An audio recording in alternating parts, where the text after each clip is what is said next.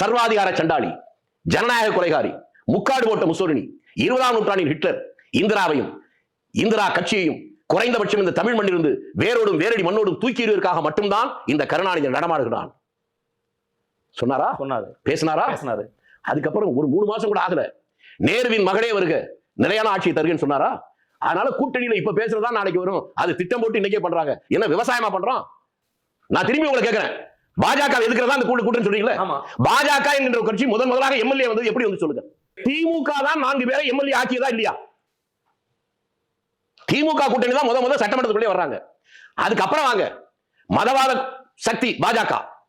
இல்ல அவங்க வந்து இதுக்கு மதவாத சக்தி எதுக்குறாங்கன்னு சொல்லிங்களே, அந்த நேரத்தில் இப்ப வேணா உங்களுக்கு தர்றேன், முரசொலியில் அந்த கட்சியுடைய தலைவர் கருணாநிதி எழுது இன்னும் இருக்கு.